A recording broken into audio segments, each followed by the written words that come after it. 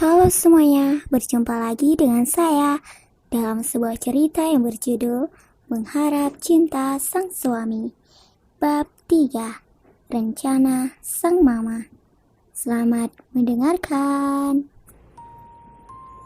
Aida yang baru saja memasuki rumah setelah disibukkan mengawasi para pekerja yang membereskan gedung pernikahan anaknya, tak sengaja dihadapkan dengan penampakan yang mengejutkan. Sewaktu ingin melewati ruang keluarga, Manik kembarnya menangkap tubuh Rafizky yang tertidur nyenyak di sofa. Hal ini tentu saja menjadi permasalahan. Ini jelas menandakan kalau Rafizky tak ingin tidur di kamar bersama Arumi. Dengan garang, ia membangunkan Rafizky, menggoyang-goyangkan tubuh tersebut berkali-kali. "Rafizky, bangun!" teriaknya. Tapi orang yang dipanggil seakan tak mendengar. Ia seperti hanyut dalam mimpi yang membuatnya sangat nyenyak. Seruan dari Aida saja tak digubris. Merasa tidak ada hasil, ibu satu anak itu segera menekan hidung mancung tersebut. Tidak beberapa lama, tubuhnya mengeluarkan reaksi pergerakan. Ia mulai menggeliat tak nyaman. Mungkin karena tak bisa bernafas, mata itu seketika membuka sempurna. Setelah puas, Aida lalu melepaskan tangannya yang memencet hidung Rafizky. Terlihat dia segera menghirup udara secara rakus. "Mama kenapa kayak gitu? Rafizky lagi tidur malah diganggu," kesalnya. Aida bersedekap di dada. "Salah kamu yang sudah mama coba bangunkan secara halus, tapi malah gak bangun-bangun," ucapnya tak ingin disalahkan. "Oke, salah Rafizky," ujarnya mengalah. Lagian dia tak akan pernah menang berdebat dengan mama. Hal itu membuat Aida tersenyum. "Terus, mama ngapain bangunin Rafizky?" "Rafizky itu capek, Ma. Pengen istirahat," keluhnya. Acara akad yang dilakukan di pagi hari sampai akhirnya waktu sudah menjadi siang membuatnya kelelahan. Rafizky, ia bukan hanya lelah fisik, tapi juga hati. "Iya, mama tahu. Tapi yang menjadi masalah buat mama, kenapa kamu tidur di sofa?" Ia mendengus. "Di sini lebih nyaman, Mah." Bola mata Aida membelalak. "Lalu tidur di kamar sama istri gak nyaman?" ucapnya membara. Mendengar ucapan sang mama, Rafizky menghembuskan nafas dengan kasar. Sabar, itu adalah kunci menghadapi celotehannya. "Arumi!" teriak Aida dengan keras. Arumi yang baru saja selesai mandi, terburu-buru keluar dari kamar ketika mendengar panggilan dari mama mertua. "Iya, Mah," ucapnya ngos-ngosan, masih mengenakan handuk di kepala. Mereka berdua saat ini seperti sedang disidang. Bagaimana tidak, Arumi disuruh duduk dekat Rafizky dan Aida duduk di seberang mereka dengan menatap tajam keduanya, seperti pelaku yang baru saja tertangkap basah. "Arumi, kamu kenapa tidak mencegah suamimu yang ingin tidur di sofa? Sebagai istri yang baik, seharusnya kamu menyuruhnya tidur di kamar," nasihat Aida. Ia ingin kehidupan pernikahan anaknya bisa romantis dan harmonis. "Mas Rafizky sendiri yang mau. Nanti kalau Arumi cegah," sambil melirik suami yang memberi pelototan tajam. "Itulah sebabnya kenapa Arumi tak bisa melarang. Baru ngomong seperti itu saja sudah mendapatkan tatapan ingin marah. Bagaimana jadinya kalau ia mencegah dan merengek-rengek untuk meminta tidur di kamar? Bisa-bisa akan dipukul."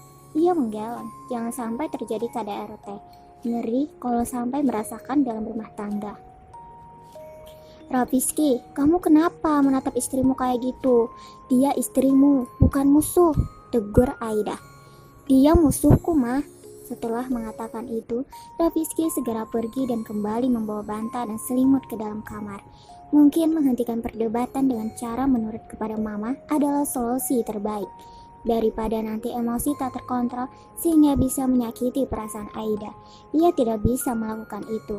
Mama adalah keluarga satu-satunya yang dimiliki setelah ayah meninggal dunia. Bidadari tak bersayap itu sangat ia sayangi. Hidupnya hanyalah untuk membahagiakan mama tercinta. "Rafizky, kamu jangan ngomong kayak gitu. Nanti bisa cinta mati sama Arumi. Kena karma, baru tahu rasa kamu," teriak Aida dari lantai bawah.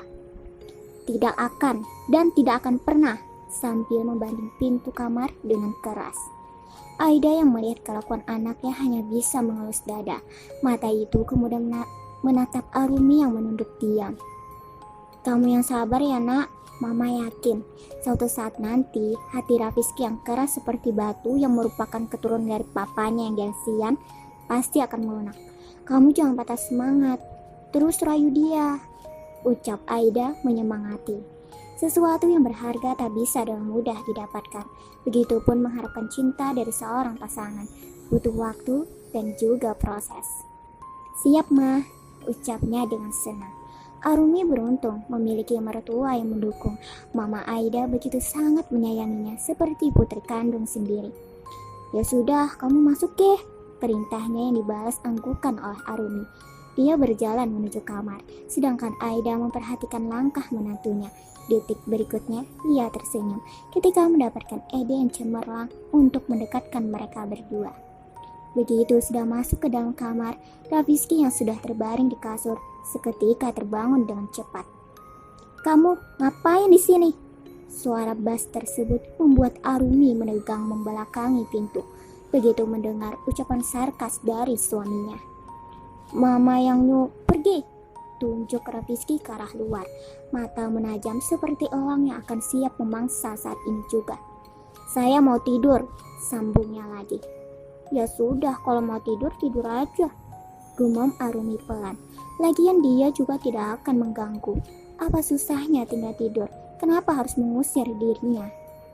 Pergi, tekan Rafizky tak terbantahkan. Arumi hanya bisa menghembuskan napas pasrah.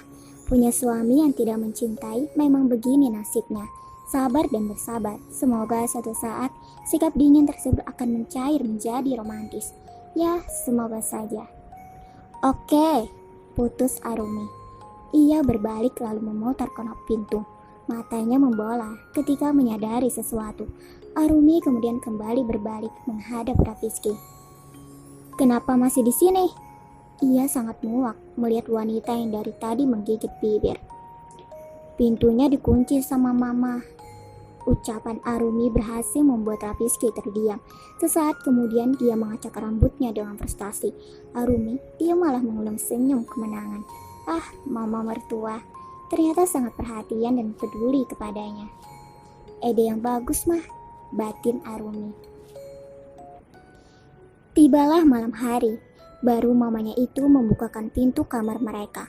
Ketika Rafizky menggedor pintu dengan keras dan mengamuk dalam hati. Walaupun harus mendapatkan kekesalan dari Rafizky, Aida tetap tersenyum bahagia sebab puas menjahili putranya. Di dalam kamar tidak ada yang mereka lakukan. Rafizky hanya tertidur dan Arumi memandang wajahnya yang tidur dari kursi dekat jendela yang ia duduki. Sesekali kalau Rafizky membuka mata, ia kembali memfokuskan diri dengan buku yang dijadikan tameng agar tidak ketahuan kalau sudah mencuri pandang.